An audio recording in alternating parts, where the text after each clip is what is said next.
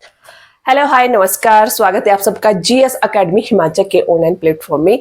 Okay students, तो आज Hindi grammar की फर्स्ट क्लास होने जा रही है और फर्स्ट क्लास में आज लोग हम जो टॉपिक करेंगे वो है वर्णमाला। ओके, तो जो वर्णमाला का टॉपिक है एग्जाम के पॉइंट ऑफ व्यू से बहुत ही जरूरी टॉपिक है। यहाँ से जो क्वेश्चन बनते हैं बहुत ही जरूरी क्वेश्चन बनते हैं और हम लोग एक एक चीज बिल्कुल बारीकी से करेंगे, स्टेप बाय स्टेप लेके इनको आगे चलेंगे।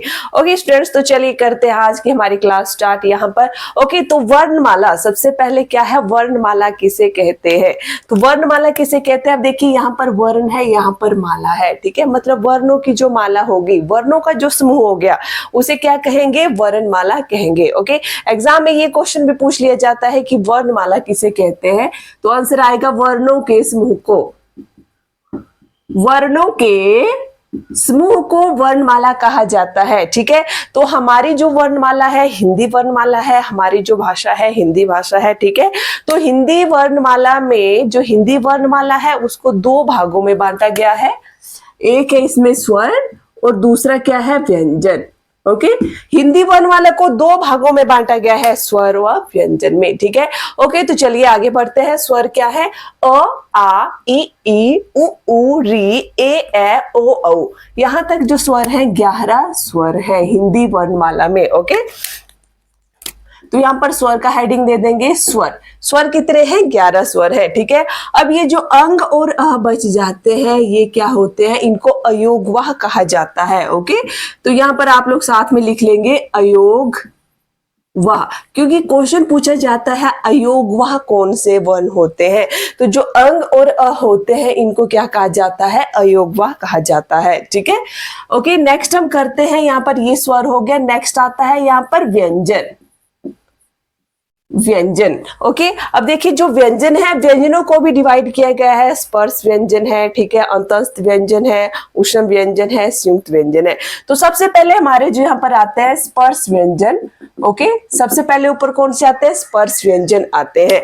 अब देखिए जो स्पर्श व्यंजन होते हैं, क से लेकर म तक जो है स्पर्श व्यंजन होते हैं, ठीक है। क, ख, ग, घ, अंग। अब देखिए जो क की लाइन है, क से यहाँ से स्टार्ट होंगे और म तक कौन से व्यंजन होंगे? स्पर्श व्यंजन होंगे, ठीक है। अब देखिए वर्ग कितने होते हैं? 5 वर्ग होते हैं, ठीक है। जो क वर्ण है इसका जो वर्ग बनेगा वो क्या बनेगा? कवर्ग बनेगा। ओके, एग्जाम में इस तरह से भी पूछा जाएगा। जो च है वो च्वर्ग है। अब च्वर्ग में कौन कौन से आएंगे? च, छ, ज, झ, य, मतलब च की पूरी लाइन च्वर्ग में आएगी, ठीक है। उसके बाद है ट्वर्ग, ट, ठ, ड, ढ, अण, ये किस में आ जाएंगे? ट्वर्ग में आ जाएंगे। ओके, उसके बाद है त से। अब जो हमारी पंक्तियां होती है उसका जो प्रथम वर्ण होता है उसी के आधार पर जो वर्ग है उनके नाम रखे गए हैं। ओके, तो त में देखिए त का जो वर्ग हो जाएगा उसका नाम त्वर्ग हो जाएगा। इसमें त्वर्ग में कौन कौन से व्यंजन आएंगे? त, थ, द, ध और न, ठीक है। नेक्स्ट है पवर्ग में प, फ, ब, भ और म आ जाएंगे, ठीक है।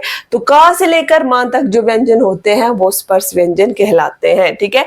अब चलिए नेक्स्ट आ जाइए। स्पर्श व्यंजन के बाद कौन से व्यंजन आते हैं? तो स्पर्श व्यंजन के बाद आ जाएंगे य, र, ल और व, ठीक है। तो य, र और ल और व जो इनको अंतस्थ व्यंजन कहा जाता है, ठीक है। अब इनकी जो परिभाषा है वो भी मैं सारी आप लोगों को लिखवाऊंगी।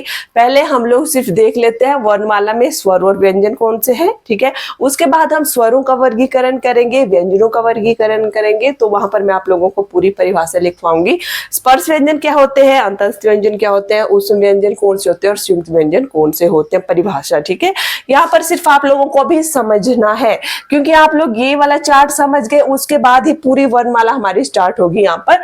ओके, तो य, र, ल और व कौन से व्यंजन हो जाएंगे? अंतस्थ व्यंजन हो जाएंगे, ठीक है। उसके बाद है श, श, श और ह, इनको उष्ण व्यंजन कहा जाता है, ठीक है। नेक्स्ट बच गए क्ष, त्र, ज्ञ और श्र, तो ये क्या कहलाते हैं? संयुक्त व्यंजन कहलाते हैं। ओके, तो यहाँ पर हो गया व्यंजन कौन से हैं, स्वर कौन से हैं, इनका जो हमने पार्ट कर लिया। ओके ओके, अब इसमें कुछ और जरूरी, बहुत ही जरूरी पॉइंट बच जाते हैं जो एग्जाम में पूछे जाते हैं एग्जाम में, ठीक है। अब देखिए यहाँ पर ड और ढ है, ठीक है। अब इनके नीचे बिंदी नहीं है। जब इनके नीचे ड और ढ इस तरह से बिंदी आती है तो ये द्विगुण व्यंजन या उत्क्षिप्त व्यंजन कहलाते हैं, ठीक है। द्विगुण व्यंजन या उत्क्षिप्त व्यंजन, उत्क्षिप्त व्यंजन ये कहलाते हैं। ठीक है, अब इनकी गिनती अलग से होती है, इनकी गिनती अलग से होती है जो वर्णमाला होता है। ठीक है, ओके ओके। चलिए अब हम देखेंगे जो हिंदी वर्णमाला में कुल वर्ण कितने हैं, क्योंकि एक क्वेश्चन बहुत बार एग्जाम में पूछा जाता है, हिंदी वर्णमाला में कुल वर्ण कितने हैं।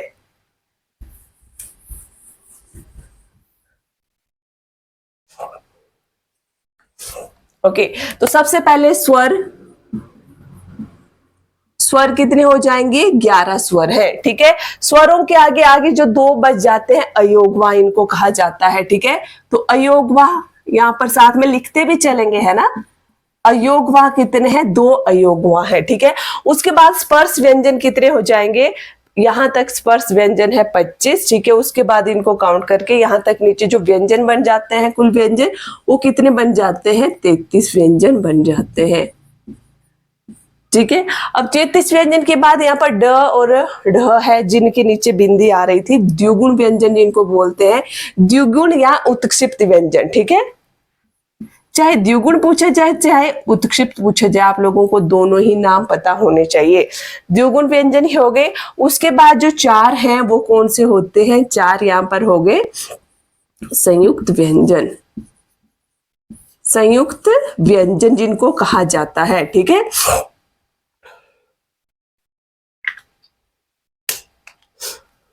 ओके चलिए अब इनको काउंट करते हैं, इनको थोड़ा सा एक साथ अरेंज कर देती हूँ मैं। ठीक है, 1 2 3 3 3 6 7 8 8 और 4 कितने हो गए, 12 हो गए। ठीक है, और यहाँ पर एक हसल बच गई, 3 4 और 1 5 हो गए। तो हिंदी वर्णमाला में जो कुल वर्ण है वो कितने हैं, 52 हो जाएंगे। ठीक है, अब मैंने यहाँ पर सारा चार्ट आप लोगों को बता दिया, स्वर कितने हैं, अयोगवा कौन से हैं, व्यंजन कितने हैं, द्विगुण कौन से हैं, संयुक्त व्यंजन कौन से हैं और व्यंजन कौन से हैं। ठीक है, तो एग्जाम में जो क्वेश्चन आएंगे आप लोगों को इस वाले चार्ट से यही क्वेश्चन आएंगे। ठीक है, ओके तो यहां तक आप लोगों का पूरा क्लियर हो गया वर्णमाला का। तो नेक्स्ट क्लास में हम लोग कल करेंगे जो यहाँ पर है स्वरों का वर्गीकरण हम लोग करेंगे। ठीक है, ओके तो आज की क्लास को मैं यही एंड कर रही हूँ। उम्मीद है आप लोगों को क्लास अच्छी लगी हो। अगर आप लोगों को मेरी क्लास अच्छी लगी हो तो प्लीज वीडियो को लाइक करें और शेयर जरूर करें। Okay, thank you.